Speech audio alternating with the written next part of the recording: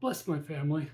It couldn't have been easy dealing with a storyteller who was constantly in his head. I really appreciate the fact that my family made an effort to support me in my artistic endeavors when I was young. Um, Mostly it was simply by leaving me alone, letting me go tell my stories, providing me with my first typewriter when I was young, and somewhat putting up with the fact that I was just going to hammer on those keys for hours on end.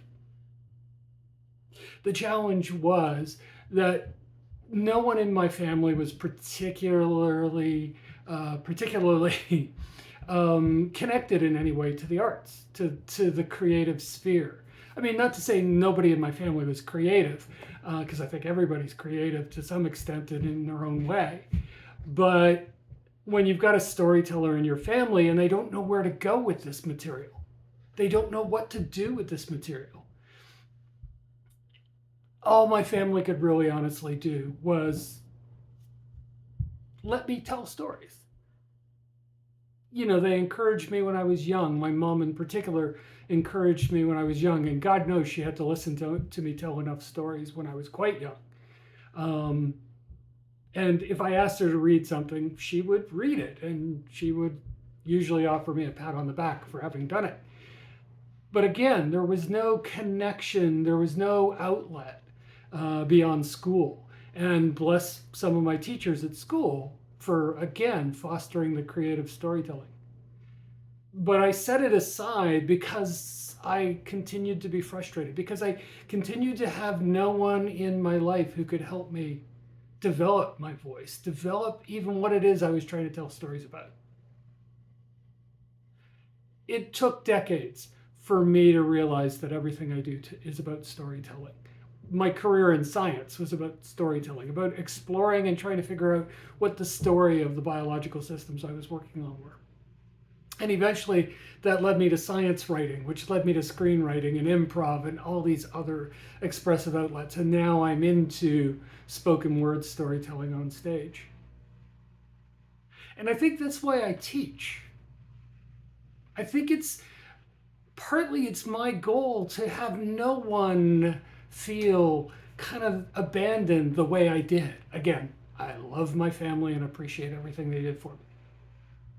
But I felt alone in that creative energy. I felt alone in my storytelling. And I don't want anyone else to feel that way. Best I can help it, best I can influence it in some way. And so that's why I think I not only teach, but I teach the way I teach. I teach by encouraging people to self express, to explore, to try new things, to experiment, to stretch their boundaries, get out of their comfort zone. And I do it in an environment that, to the best of my abilities, is low risk. Again, the storyteller, my student, is the one who has to decide what they consider low risk, what they're willing to risk, in fact. But I do what I can to provide an environment that's as safe as I can for people to not to get comfortable being not as good as they would like to be at storytelling, whatever the medium happens to be. To know that it's a process, it's a step forward. It's something that if you keep at it, you will almost inevitably get much better than you are currently.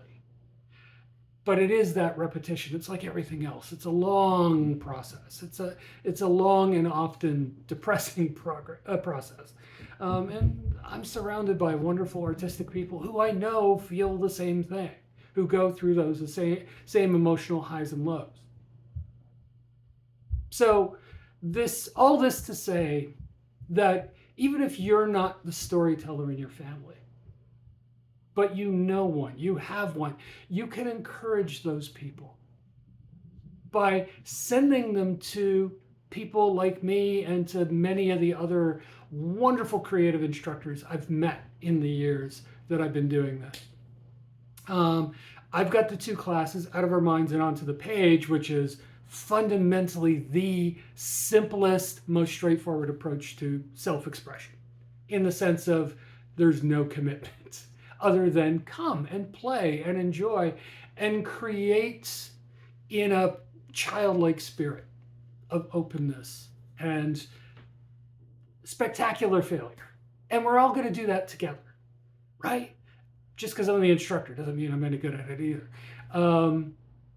And then for those who have writers in their life who have suggested they want to explore something deeper, I've got the screenwriting class at George Brown College, which will be online in January. So you don't even have to be in the Toronto area to participate in that, or to sign someone up, or to give them the opportunity, point them in the direction, and help support them.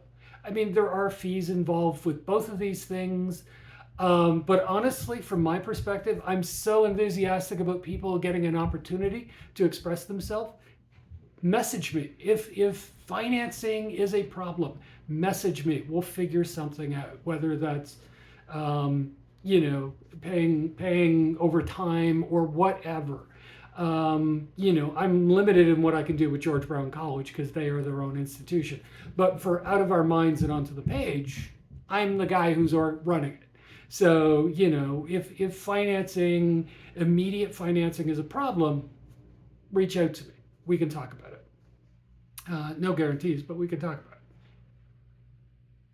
All to say, be creative. Find outlets, or help those in your life who are creative to find outlets, to find community. Community is probably the biggest thing. Find a community of like-minded people. I struggled with that as a kid, and bless the people around me, they didn't know what was available. And so part of what I'm doing, why I'm banging on through social media and what have you, is to try to get the words to echo out. So if you see this video, if you see any of the posts I make, please, please, please share them on your social media, with your communities. If you happen to see me at a show, come talk to me. Even if you're just an audience, not looking to be a storyteller per se. And I don't mean to minimize just an audience. We're all grateful that anyone comes out to look at any of our stuff. So please, do this for yourself, do this for your community, do this for your family. Find a way. And if it's not my class, find other classes, find other workshops. If you're not in Toronto, because Out of Our Minds and Onto the Page is a live thing here in Toronto, then find something in your community. I guarantee you, if you look around, if you get on social, if you ask questions of your social communities, you'll find something. There's all these outlets, there's all these communities waiting to welcome you in, waiting to give you or your loved ones this amazing experience. It's about self-confidence. It's about feeling that your self-expression has value, that you're not necessarily risking your soul or risking your life, which is what it can sometimes feel like. Give this gift to people. Again, if it's not my class, find something else. But give this gift to people. And when you give that gift to them, I promise you it will pay dividends in your life as well. Maybe it'll stir something creative in you that'll give you the power to take a chance. One step at a time.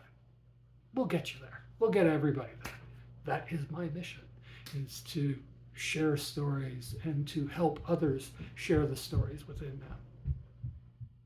So I wish you a wonderful weekend. I wish you a wonderful week ahead. And again, love art, experience art, whatever that means to you. Have conversations. Enjoy the people around you.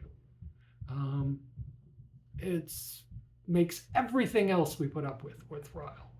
So please, and again, like, share, leave a comment with this video. Become part of this community, however passively you want to do that. Take care.